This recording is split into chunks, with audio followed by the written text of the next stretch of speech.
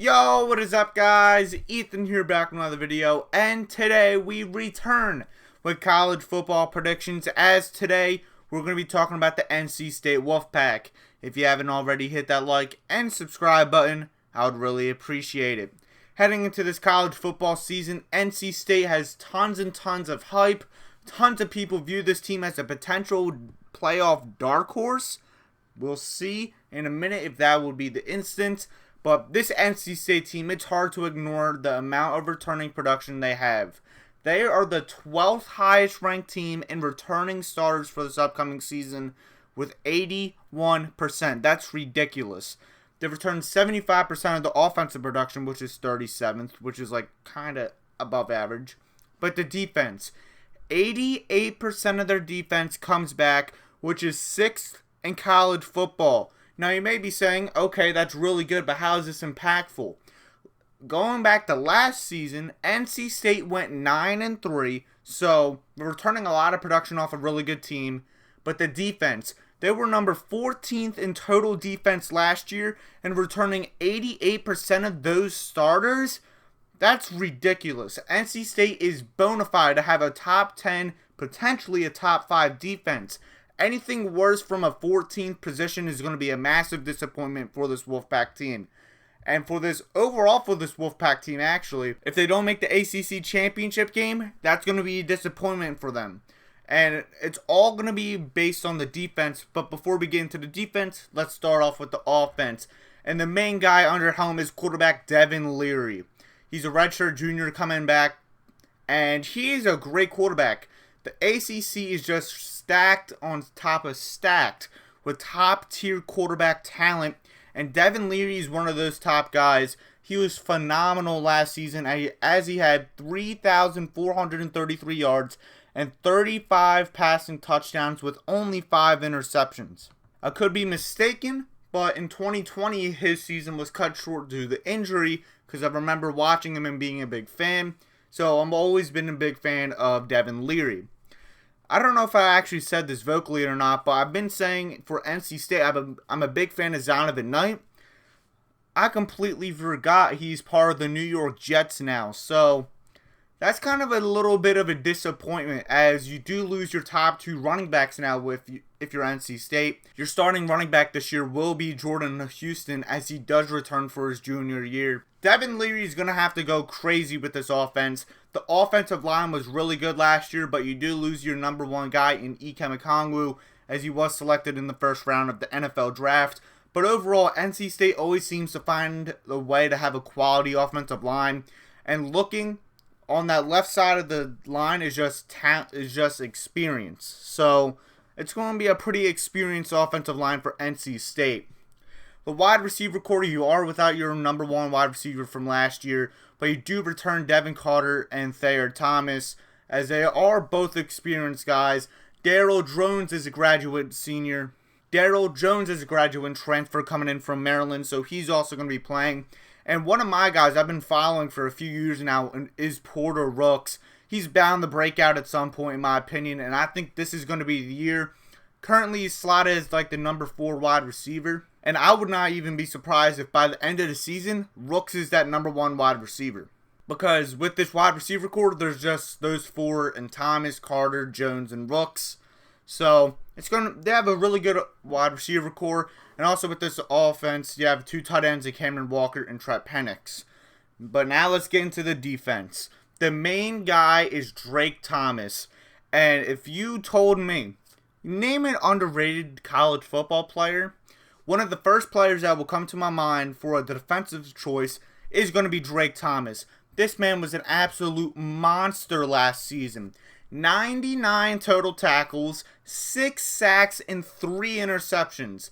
That is ridiculous. Crazy, a matter of fact. And people are saying he's like the 6th or 7th best linebacker. No, for me. He's a top 5 linebacker in college football, and that man needs his respect. And he's only going to get better. I'm not going to say he's top 3 right now, but he definitely has the potential to be a top 3 linebacker in college football for this upcoming season. This linebacking core as a whole, very, very experienced and very, very good. That's the same thing I have to say about this defensive line as well. Very, very good and very, very experienced. And that's the thing about this linebacking core. But besides the linebacking core is this overall defense.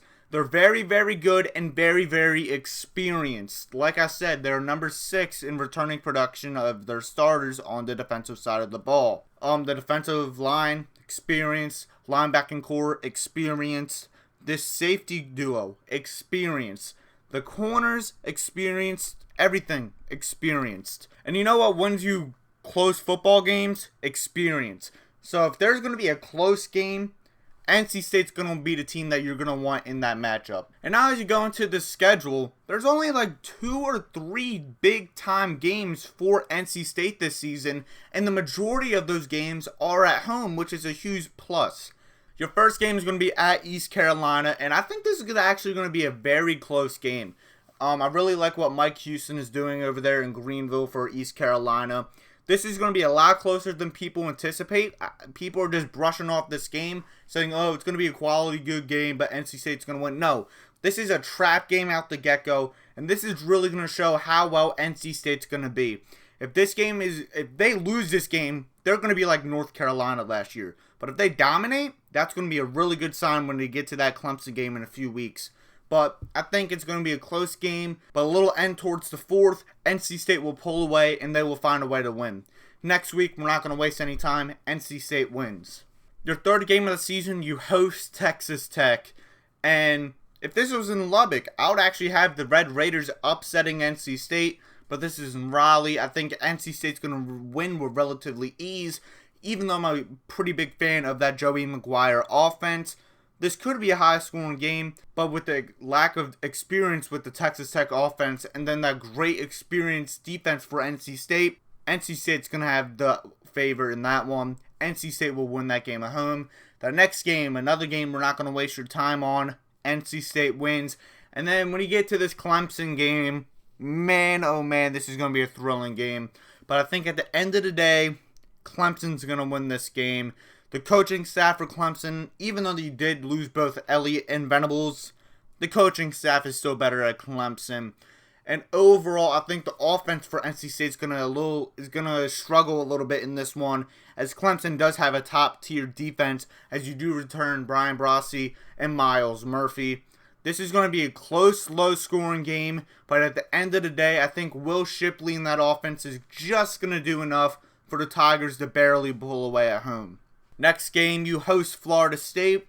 This could be a kind of a trap game, even though it's home. Maybe it's a little bit closer than people anticipate, but I think NC State not only has a better staff, but the better talent. NC State wins at home. Next game, you have to go to Syracuse, and man, this is another trap game. Even though Syracuse is probably going to be projected as one of the worst ACC teams upcoming this season, it's still going to be a tough game in the Carrier Dome. I don't even know if it's still called a Carrier Dome. I'm not even sure. But either way, Syracuse has some nice talent on that defense. I think it's going to be close a little bit for the first half, but NC State will pull away. Sean Tucker's not going to be able to carry the Orange for an upset here. NC State survives on the road. Then you get into a bye, and then you have that Thursday night game versus Virginia Tech. NC State's going to win this game, but it's going to be a little bit closer than experts probably anticipate, just because it's a Thursday night game on prime time. Look out for this one. This could be a potential upset at home, but I think NC State has just better talent at the end of the day, and they will win. Next week, you host Wake Forest, and man, oh man, two of the most hyped up teams in the ACC for this upcoming year in a big matchup. Wake Forest is going to go on the road for this one, but personally, I'm not a big fan of Wake Forest this year. Yes, they're going to be a bowl team. Yes, they're going to have like 7-8 wins, but they're not going to be able to recreate what they did last year, in my opinion. And overall, I think Sam Hartman is a little bit overrated as a quarterback. I think NC State's defense is actually going to be able to stop this offense. And then Wake Forest's defense is horrendous, so I think NC State will be able to score relatively ease. I would not be surprised if NC State actually pulls away in this one. But overall, even if Wake keeps it close, NC State will win this game. And then next week, you host Boston College. And personally, I think it's going to be a closer game with this Boston College game than it is with the Wake Forest game. Boston College, I'm a big fan of what Jeff Hafley's doing over there. I think Phil Jurkovich is going to be able to read the defense as he is more of a competent quarterback than Sam Hartman, in my opinion. Zay Flowers is also a really good wide receiver. But I think at the end of the day, NC State, again, is going to find a way to win this game as Boston College's defense is just not up to par with NC State's offense. That was your last home game for NC State as you end the year with 2 back-to-back road games. And man, they are major trap games back-to-back. And if I'm an NC State fan, this is the killer part of the schedule. You're still going to be in the ACC championship race probably at this point in the season, even with the loss with Clemson.